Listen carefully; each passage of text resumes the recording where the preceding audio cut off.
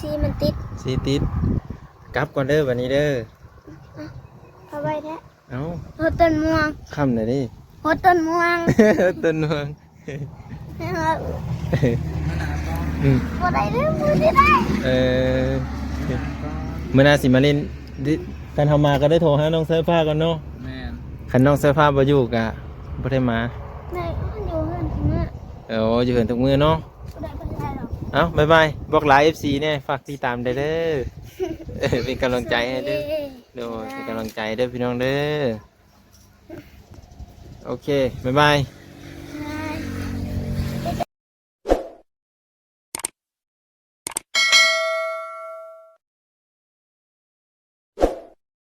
เพิ่นมาจากเพิ่นซื้อเลยนะพ่อแม่พี่น้องสวัสดีมาทุกคนเด้อ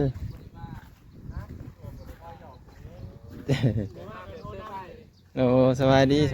โดยพากันมาที่เศร้าผมว่ามาที่เศร้าได้กินข้าวอยู่พี่โดยแล้วมาจะหา6 โมงโอ้มาทาง6 โมงว่ะมาตีกับ9 โมงไกลเด้แล้วออกไปเฮือนแต่7 โมงเช้าสิมาฮอดไกลๆเนาะโอ้สิกลับแล้วบ่แม่นไปทางใดต่อกันนี่ก็สิเมื่อเลยโอ้บ่ได้ไปถ่ายต่อบ่ยังบ่ฮู้มองถ่ายยังบ่ฮู้แม่นว่าสิไปมองอันนั้นถ้าก็เฮ็ดใหม่ไว้แม่น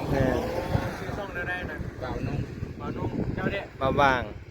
ติดตามผู้ติดตามเท่าไหร่ล่ะสวัสดีโดยสบายดีเท่าไหร่ดอก3,000โอ้หลายเนี่ยไปถ่ายอยู่ไสแน่ส่วนลายก็ถ่ายแถวบ้านส่งนำเป็นเบาแสนเป็นซอยแถวบ้านดูเฮาสู้โดยช่องไหนดิช่องน้องไปซื้อบ่าวบางโดยเลยมาแต่เช้านี่มาเพิ่นยันค่ำยันมื้อมีรายเก็บอยู่ได้แถวนาแผนโอ้ไปถ่ายเอาเบิ่งมีรายเก็บนาแพทย์มาลิกน้ำในท่าเพราะบ่มีโมงบ่มีไผมาก็อยู่ผู้เดียวแล้วมันบ่คนเดียวอยู่คนเดียวกินข้าวผู้เดียวนอนผู้เดียวอยู่คนเดียวมากัน2 คนบ่2 คนอันนี้สิไปใส่ต่อนอนสิไปใส่ต่อยังสิกูแล้วทั้งเบิ่งเข้าไปยารับของรับเพโอ้รับเพพี่ต้องพาไปหาผู้ชายมื้อนี้ที่แรกว่าอันน้องสิมาแต่เช้าได้ยินนั่นน้องสายฟ้าว่าน้องสิพาน้องสายฟ้าไปหาน้องบุญทวีนะก็เลยพอดีเฮาสิได้ไปนำเพิ่นแต่ว่าก็ค่ำแล้วก็สิได้อวยคืนเด้มื้อนี้คาเวียถ้าขึ้นมาค่ำแน่มื้อนี้จะโมงแล้วนี่บ่สิ2 โมงครึ่งปกติก็มาแต่เช้าอยู่แต่ว่ามื้อนี้พากันคาเวีย2 โมงปลายแล้วเสียงยังน่ะเสียงไก่บ่ตากแดดซะเฮาโดยไปเข้าไปได้บ่ป่ะเสียงเขาขนาดเอาไก่เขามีอยู่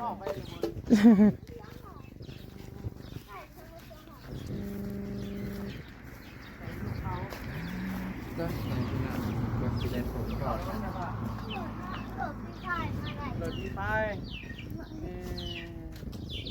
เป็นยังไงตอนนี้ใส่ยังเกาะเขาเด้อใส่คันโยกเจ็บมือเบิดว่าสั่น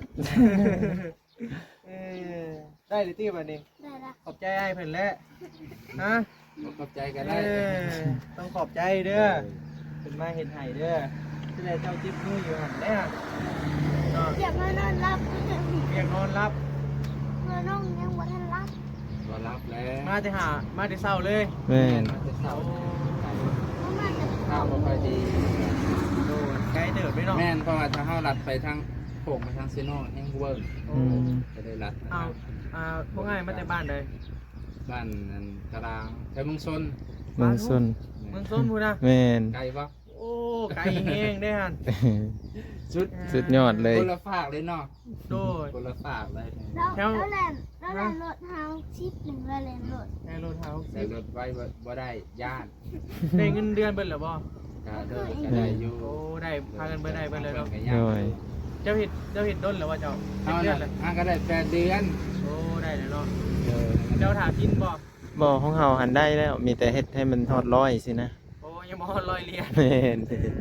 สู้ โดย ๆเฮาก็ยังบ่ได้คือกัน โอ้ เฮาหาก็เฮ็ดนี่ประมาณเดือนไปปลายนึงนะ อืม เพราะว่าช่วงนั้นก็เห็นสองน้องใช้ โดยเฮาก็ถามพี่นี่คือกัน วันนี้ก็เห็นน้องเห็นสองน้องเบาบี้กันแหละ โดย เป็นนักต่างกันเลยว่า แม่ ผู้ติดตามแบบดีอยู่ครับกูเบิ่งก็ดี โดยสู้ๆ แต่ว่ายังขาดติดพินเนาะ แม่ถามพี่ โอ้ พอได้จักเดือน พิน 2 เดือน2 เดือนเทื่อหนึ่งแล้วเพอมันเจ้าครบ2 เดือนก็ได้คอย โอ้เป็นทาพิน ได้สอน2 เดือน แต่ว่าทีมงานนี่ไปนำกันจักคน ไปเบิ่นนั่นแหละ อ๋อ เบาลียังแต่ว่าก็แยกกันมาแต่ว่าบางทีก็ไปพ้อกันอยู่พุ่น โดยโอ้ เบาลีเบายาว คนเดิม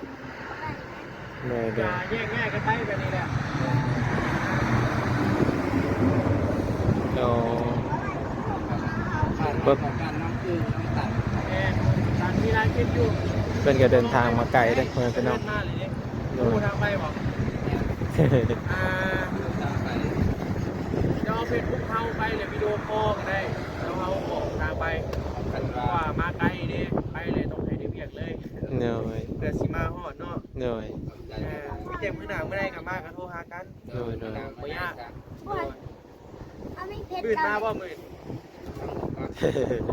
เดี๋ยวมาจึงโทรหาเนาะ โดยบ่ยากบ่ยาก แต่นา เอา ง ไม่ แต่ เพ นาย ชร ก็ เอา2 คน สิมาดุแต่ว่าที่นี่อาจจะอาทิตย์ละครั้ง อยู่แถวหน้าไทยไทยใช่ป่ะ ไทย ไทยเป็นตู้น่ะบ่ พอไทยที่เขาเจ้าซอยเรือแล้วนะว่าอาจารย์เล่าไปเห็นเป่าลาพาเพื่อนในสาม โดย เข็ดแล้วนั่นแหละ อันในตู้นั่นผัดอยู่ไกลเนาะอยู่ไกลเมือง ไกลบ่ แม่นบ้านน้องห้อยเนาะ แต่ว่าบ่เคยไปมีแต่เบาแซนเบาจิตไป อ๋อไกลไกล เป็น ไกล ตู้ เนาะ 90ปลายปีเขา แม่น เอ้ยว่าถึงไรนะ อ่า การไปก็ได้สร้างเงินเลยได้ครับ อ๋อหน่อย มีผู้ใหญ่เขาเนี่ยหรือว่ามีเลยมีหรือว่าอะไร บ่มีนี่นะ ยังบ่มีวะ โดย โอ้สู้ไปสู้ไป เอาเห็ดความดี อาศัยงานวิวไปขายน้องๆ โดยเฮาเห็ดความดีเพิ่นเห็นบ่ยากดอก โดย แม่นเห็ดดี เฮ็ดไปเรื่อยๆ สร้างความดีไปเรื่อย แม่น ๆ โอ้ถ้าไม่มีโอกาสนี่สิไม่ได้พ้อกันได้นี่เนาะก็แม่นว่าก็แม่นได้เมื่อปะกันว่ะ เกือบเนาะ แม่น นี่ข้าวเอียงแม่ เอา โดนไปบนพัก เออ พักจะตายไปแล้วใส่เพิ่นโคตรดีใจปลูกให้มันไปน่ะเนาะ ต้นมะม่วงมันอ่ะ ต้นมะม่วงก็ซื้อมาปลูกให้ก็ให้งัวกินไปแล้วนะ เออ ของดอกน่ะ ปลูกไปแล้ว เมื่อกี้ว่าสิซะดินแม่นจะได้ว่าเฮาซะดินตัวที่ดินก่อนนะ อันนี้ไหมอ่ะอันนี้คิดมาก ย่านซะไปตัวที่เนาะ สาดินตัวแดงนี่บ่ จับไปเลยเนี่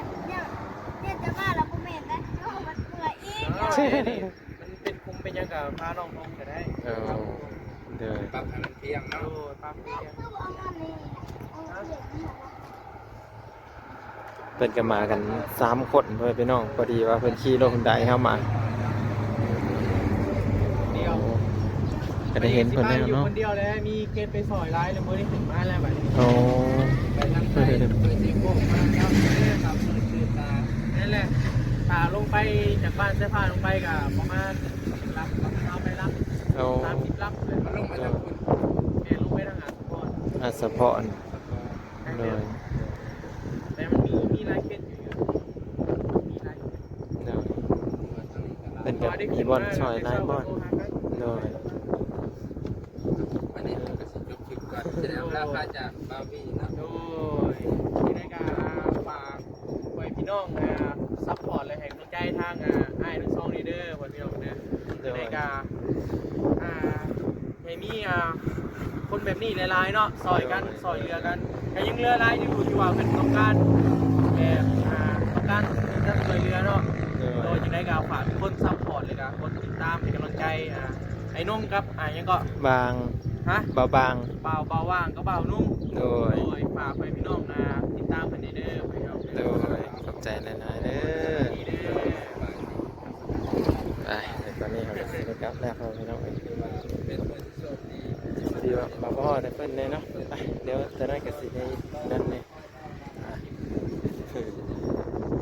มาหมดเลยเอาจบเพลงซ้ำนี้เลยพี่น้องเด้อขอบพระคุณที่รับชมและติดตามตลอดมาพี่น้อง